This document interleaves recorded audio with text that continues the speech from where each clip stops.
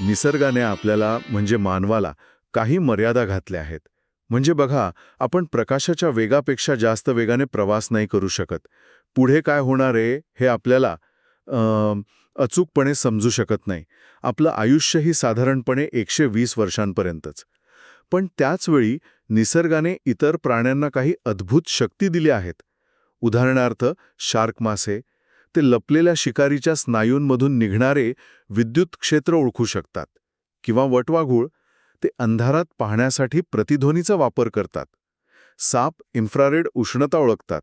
आणि पक्षी, ते तर पृथ्वीच्या चुंबकीय क्षेत्राचा वापर करून समुद्रावरून मार्गक्रमण करतात.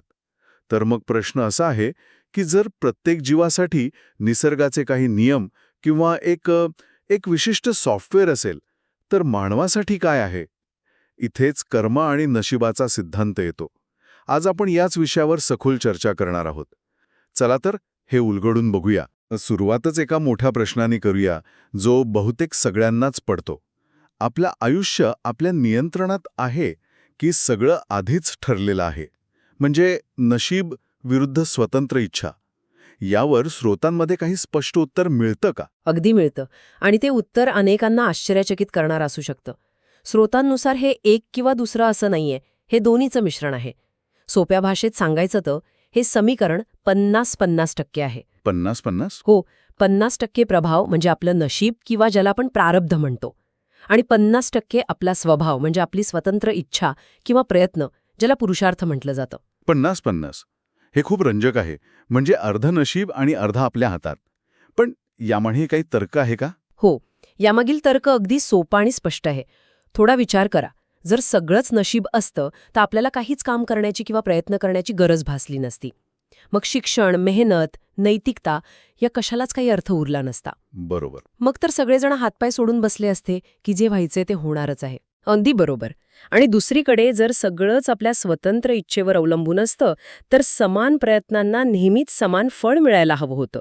2 व्यक्ती एकाच परीक्षेसाठी सारखाच अभ्यास करतात, पण एकाला जास्त गुण मिळतात आणि दुसऱ्याला कमी. असं का होतं? हो, हा मुद्दा आहे. त्यामुळे दोन्ही गोष्टी पूर्णपणे सत्य नाहीत, तर अर्धसत्य आहेत. गीतेमध्ये सांगितल्याप्रमाणे आपलं काम कर्म करणं आहे आणि फळाची अपेक्षा देवावर सोडणं आहे. हीच ती 50-50% विभागणी आहे. म्हणजे हे नशीब किंवा कर्म नक्की काम कसं करतं, हे सगळं ऐकायला खूप गुंतागुंतीचं वाटतंय. हे समजायला सोपं करण्यासाठी याचे काही भाग किंवा प्रकार पाडले आहेत का? हो, नक्कीच. हिंदू धर्मग्रंथानुसार कर्माचे मुख्यत्वे 3 प्रकार सांगितले आहेत आणि ते समजण्यासाठी एका शेतकऱ्याचे उदाहरण खूप प्रभावी ठरतं. पहिला प्रकार आहे संचित कर्म. संचित कर्म म्हणजे साठवलेलं कर्म, बरोबर? अगदी बरोबर. तुम्ही शब्दावरूनच ओळखलं. कल्पना करा की एक शेतकरी आहे आणि त्याच्याकडे एक मोठं गोदाम आहे. त्या गोदामात त्याने अनेक वर्षांपासून जमा केलेली सर्व प्रकारची बियाणं आहेत. चांगली, वाईट, निरनिराळ्या जातींची. संचित कर्म म्हणजे ते गोदाम. अच्छा. म्हणजेच आपल्या सर्व मागील जन्मांतील चांगल्या वाईट कर्मांची एक एकूण बेरीज आहे, ज्या कर्मांची फळं मिळायची अजून बाकी आहेत. हा एक खूप मोठा साठा आहे जो आपल्या नकळत आपल्यासोबत असतो. अच्छा, म्हणजे हा आपला एक एकंदरीत कर्मसाठा झाला, जो अदृश्यपणे आपल्यासोबत आहे. मग दुसरा प्रकार कोणता? दुसरा प्रकार आहे प्रारब्ध कर्म.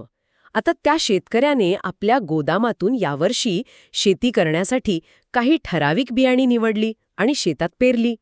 जी बियाणे त्याने पेरली, फक्त त्याचंच पीक त्याला यावर्षी मिळणार आहे, पूर्ण गोदामाचं नाही. प्रारब्ध कर्म म्हणजे ही पेरलेली बियाणी. म्हणजे संचित कर्माचा एक छोटा भाग. अगदी. संचित कर्माचा तो भाग जो या जन्मात फळ देण्यासाठी निवडला गेला आहे. आपलं शरीर, जन्म, कुटुंब आणि या जन्मातील प्रमुख परिस्थिती हे प्रारब्ध कर्माने ठरते. स्रोतांनुसार हे भोगूनच संपवावं लागतं. हे तर झालं भूतकाळात साठवलेलं आणि वर्तमानात उगवलेलं. पण मग आपल्या आजच्या कर्माचं काय? आपण जे आज करतोय ते कुठे जातं? ते पण या समीकरणात महत्वाचं असेल ना? अगदी बरोबर. इथेच तिसरा आणि सर्वात महत्वाचा प्रकार येतो, क्रियमाण किंवा आगामी कर्म. हे म्हणजे शेतकरी आज जी नवीन बियाणं पेरत आहे ते. तो ठरवू शकतो की कोणतं बी पेरायचं, किती पेरायचं आणि कसं पेरायचं. अच्छा, म्हणजे इथे आपली निवड येते. हो, हीच आपली खरी स्वतंत्र इच्छा आहे, जिथे आपण निवड करू शकतो. आपण वर्तमानात आपल्या विचारांनी आणि कृतींनी जे नवीन कर्म करतो ते आपलं भविष्य निश्चित करतं. संचित म्हणजे आपल्या कर्माचा एकूण बँक बॅलन्स, प्रारब्ध म्हणजे या जन्मात आपल्याला वापरायला मिळालेली रक्कम, आणि क्रियमाण म्हणजे आपण आज करत असलेली नवी गुंतवणूक. उत्तम. तुम्ही अगदी अचूक शब्दात मांडलंय. म्हणजे आपलं भविष्य आपल्या आजच्या गुंतवणुकीवर अवलंबून आहे. हो, आज आपण जे क्रियमाण कर्म करत आहोत तेच भविष्यात आपल्या संचित कर्माच्या गोदामात जमा होईल आणि नंतरच्या कोणत्या तरी जन्मात प्रारब्ध म्हणून समोर येईल. हे एक चक्र आहे. मग एखाद्या व्यक्तीला आपल्या प्रारब्ध कर्माबद्दल म्हणजे या जन्माच्या वाट्याला काय आलं आहे याबद्दल माहिती कशी मिळू शकते?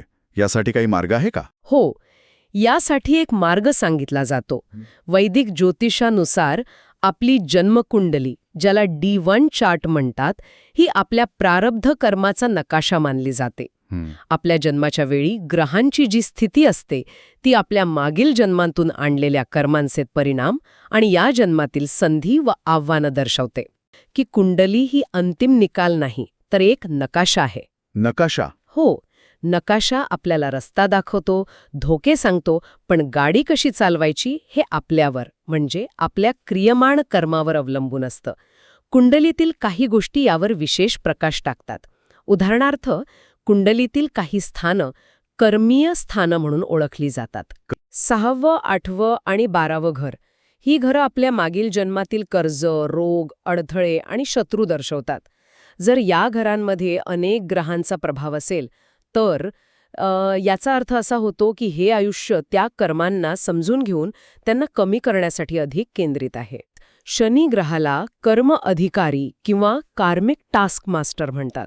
कर्म अधिकारी? हो, शनीला कार्मिक टास्क मास्टर का म्हणतात याचे एक सोपं उदाहरण देते. समजा तुम्ही परीक्षेसाठी अभ्यास केला नाही. शनी म्हणजे तो कडक शिक्षक जो तुम्हाला नापास करून सांगतो, पुढच्या वेळी अभ्यास कर. म्हणजे तो शिस्त लावणारा आहे. अगदी. तो तुम्हाला त्रास देत नाहीये, तर शिस्त लावत आहे.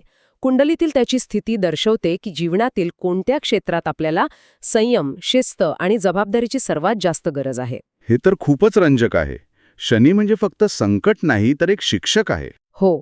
याशिवाय राहू आणि केतू, ज्यांना चंद्राचे नोड्स म्हणतात, हे ग्रह मागील जन्माशी खोलवर जोडलेले आहेत. राहू या जन्मात पूर्ण करायच्या अपुऱ्या राहिलेल्या भौतिक इच्छा दर्शवतो, तर केतू अशा गोष्टी दर्शवतो जिथे आपल्याला वैराग्य आणि आध्यात्मिक वाढीची गरज आहे. अच्छा. याशिवाय नवमांश किंवा D9 तक्ता असतो, जो आपल्या मूळ कुंडलीचा एक प्रकारे आत्मा असतो.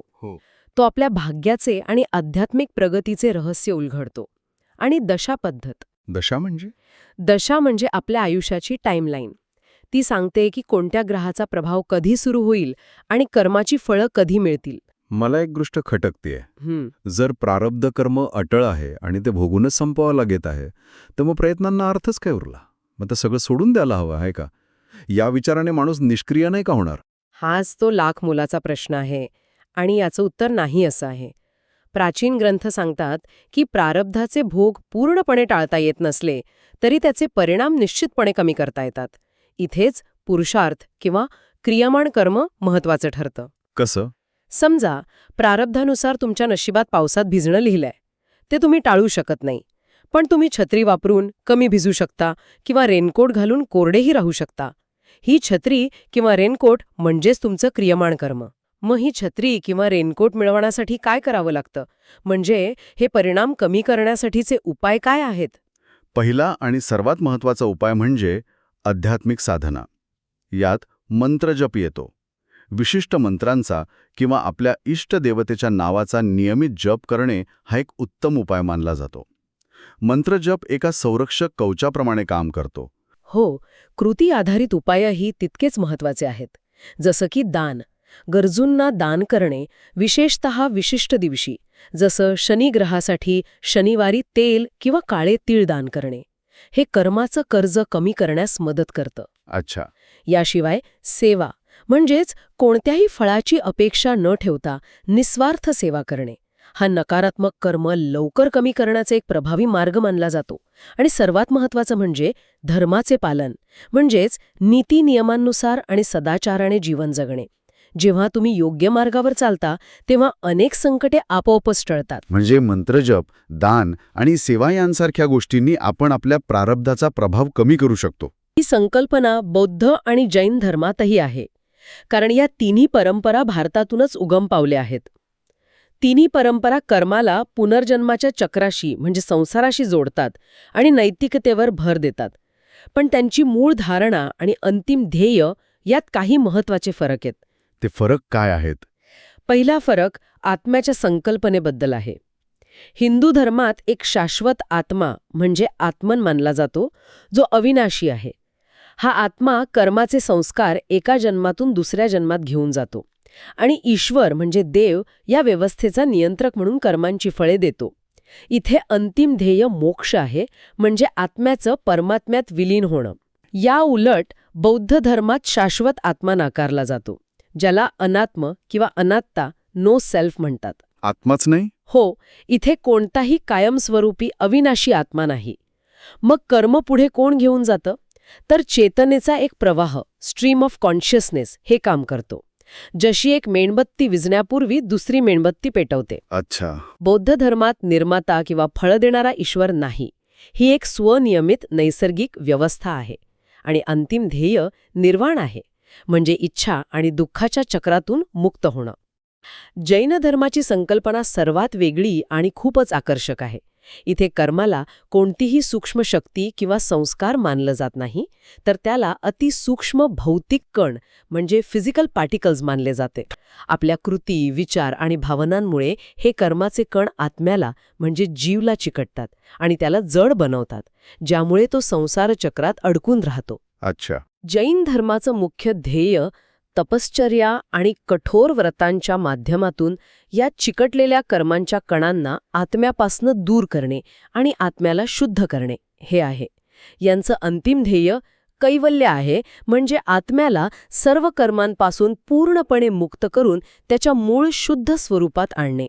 तर आजच्या या सखोल चर्चेतून एक गोष्ट स्पष्ट होते की आपलं जीवन हे नशीब म्हणजे प्रारब्ध आणि आपली सध्याची कृती म्हणजे क्रियामाण यांचे एक संतुलन आहे. आपण भूतकाळात पेरलेली बियाणं बदलू शकत नाही, पण वर्तमानात योग्य बियाणं पेरून आपलं भविष्य नक्कीच घडवू शकतो. आपल्या हातात निवड करण्याची, प्रयत्न करण्याची एक प्रचंड शक्ती आहे. आणि जाता जाता एक विचार करण्यासारखा प्रश्न. बृहदारण्यक उपनिषदात म्हटल्याप्रमाणे यथाकारी यथाचारी तथा भवती. जशी इच्छा तशी कृती आणि जशी कृती तसे फळ. जर आपली सध्याची प्रत्येक कृती, प्रत्येक विचार भविष्याचं बीज पेरत असेल, तर या क्षणी आपण कोणतं बीज पेरणं पसंत करत आहोत?